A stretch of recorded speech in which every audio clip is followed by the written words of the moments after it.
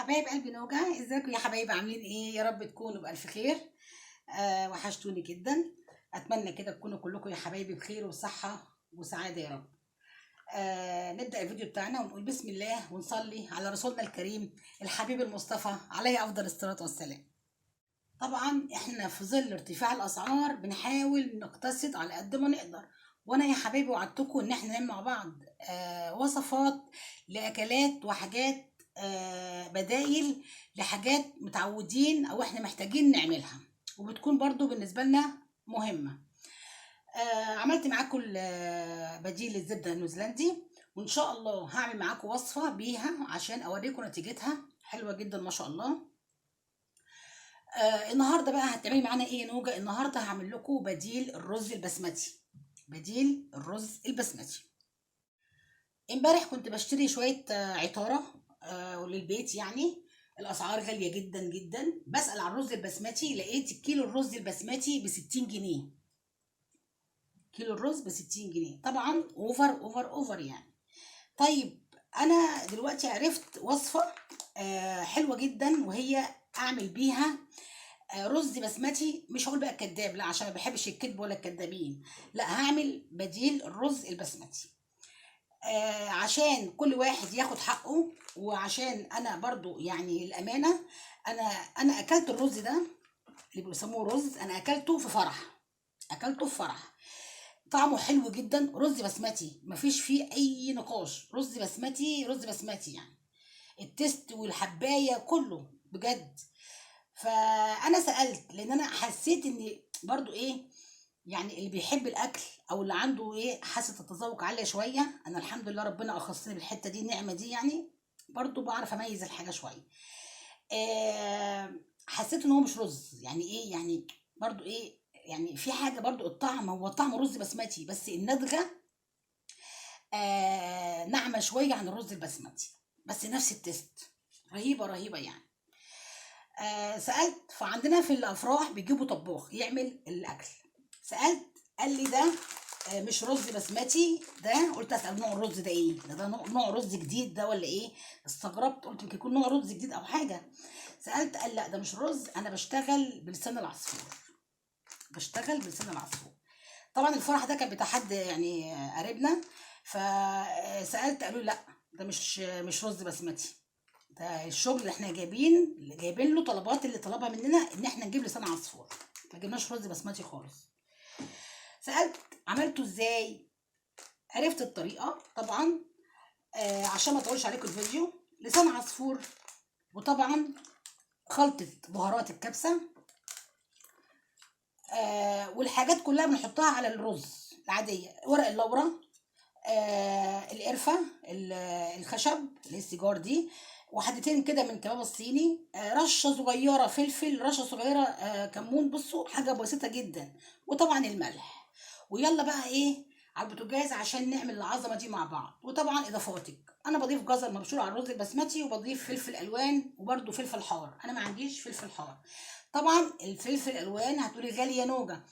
انا عندي مفرزاه.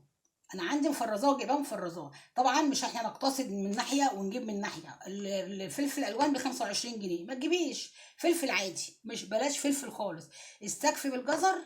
وبهارات الكبسه هي اهم حاجه في الموضوع كله. يلا على البوتاجاز عشان نشوف العظمه دي نعملها ازاي مع بعض. معايا بقى كده حله على النار فيها معلقه سمنه بلدي، سمنه نباتي الموجوده عندك اشتغلي بيه. وهنزل بشويه زيت. واركب بسم الله. بعتذر عن صوتي حبايبي عشان عندي برد. انا بحاول ازعق عشان صوتي بس ايه تعبان شويه. كده بالشكل ده اهو. طبعا الكميه اللي تناسبك. عندك عزومه اشتغلي براحتك بالكميه اللي تناسبك، زودي. طبعا عندك اللي بيتك زودي الكميه دي يا حبيبه قلبي اللي تناسبك. اللي تناسبك بتاعتك انت. هنزل بقى كده بسم الله. انا هشتغل بكيسين. الكيس دوت طبعا مش نص كيلو، ده تقريبا كده 300 جرام.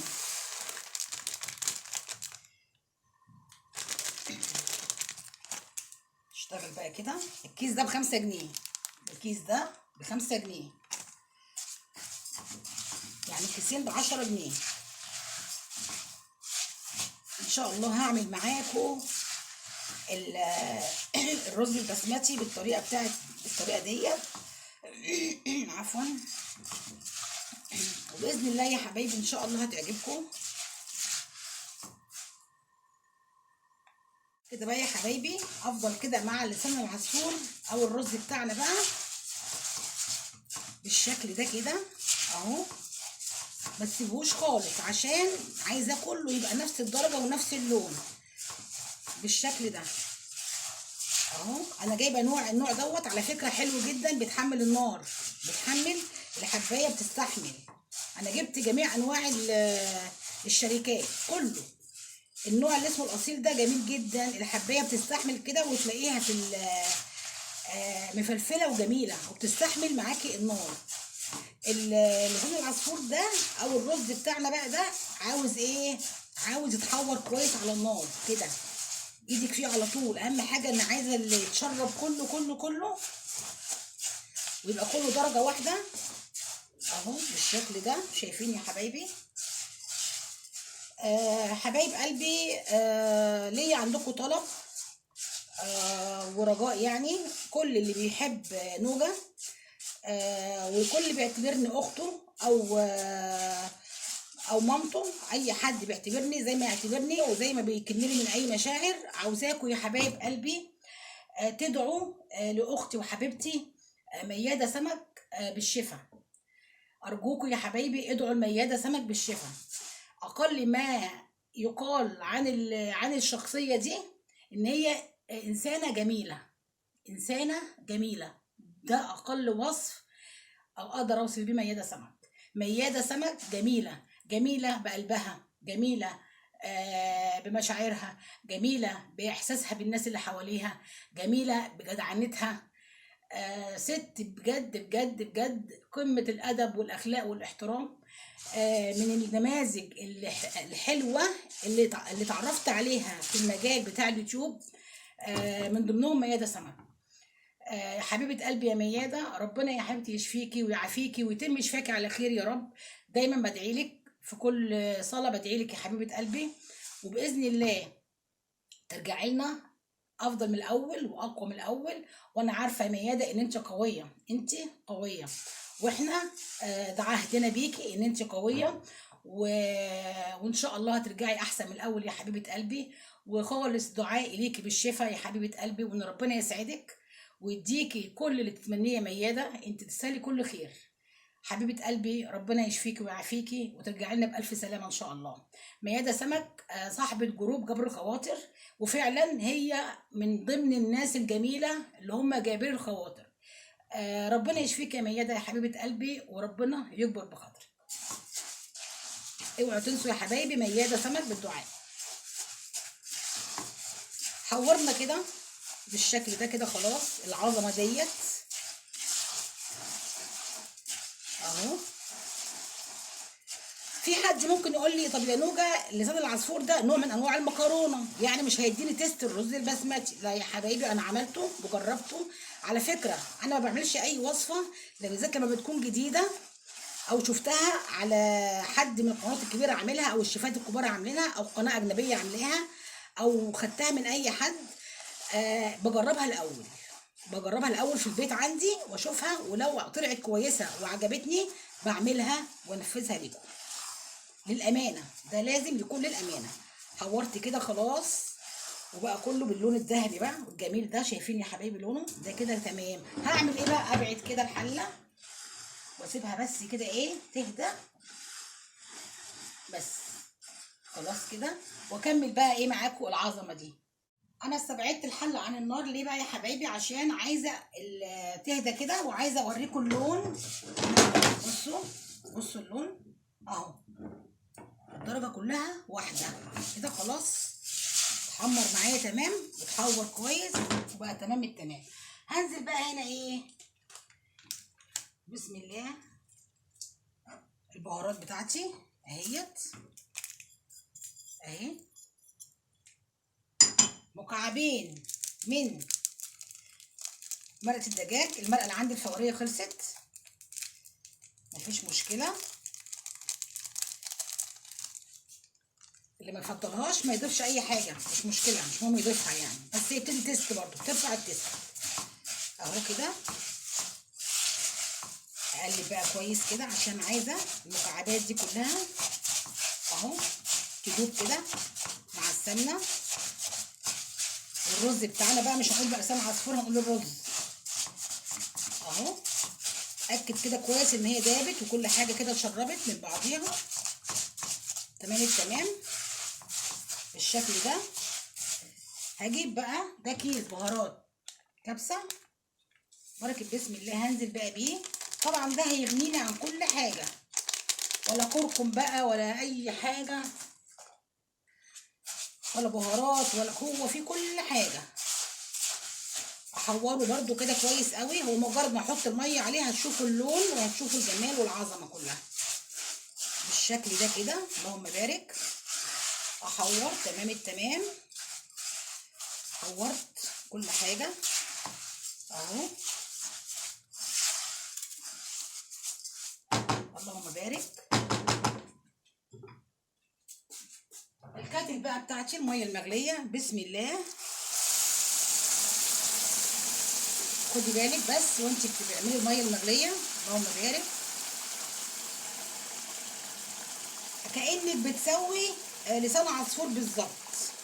طبعا ما بياخدش ميه زي الرز البسمتي، ناخد بالنا من هنا يعني من الخطوه دي، ما بياخدش ميه زي الرز البسمتي. الرز البسمتي فيه بيتنقع وفي نوع ما بيتنقعش، بس بياخد ايه ميه زياده.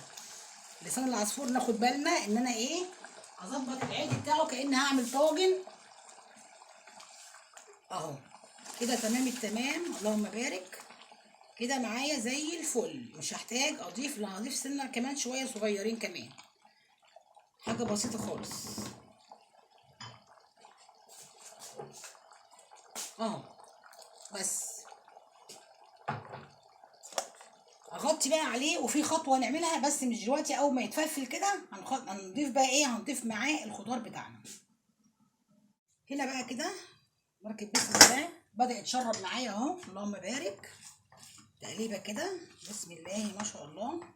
شايفين اللون والجمال والريحه بقى، رز بسمتي، رز بسمتي مفيش كلام. هنا بقى هبدأ انزل بقى بالفلفل الالوان. ما عندكيش مش مشكله خالص، ممكن تحطي قرن فلفل حار لو بتحبوه. الجزر بتاعنا، انا ما عنديش لومي وما حطيتش لومي، عندك لومي حطي لومي مفيش مشكله، انا ما عنديش. الدنيا مش هتقف، احنا بنحاول يا جماعه نقتصد، الدنيا مش هتقف. مشوا دنيتكم ومشوا اموركم، كله بيشتغل كله تمام وكله زي الفل، كل حاجه مفيش حاجه هتقولك لا. اهم حاجه بس اظبطي التيست بتاع الوصفه وهتديكي نتيجه زي الفل ان شاء الله. اهو يا حبايبي الجمال ده، العظمه دي. نقلب بقى كويس كده، خلاص هو دخل على التسويه، خلاص هو اتشرب كده، هيفلفل بقى كده، والخضار هياخد من البخار بتاع الرز الجميل ده اهو. وكله ايه ياخد من طعم بعضه، وهتشوف بقى ايه باذن الله نتيجه هترضيكم. كده بقى يا حبايبي بصوا، اللهم بارك. انا غرفت على فكره، انا غرفت الرز، عايزه بس اوريكم. بصوا بصوا بصوا الفلفله، بصوا الجمال. انا غرفت عشان ايه، عشان التقديم. شايفين يا حبايبي، والله والله التيست والطعم قسما بالله قسما بالله رز بسمتي. بصوا الجمال والفلفله، بصوا. هدوق بقى كده بسم الله.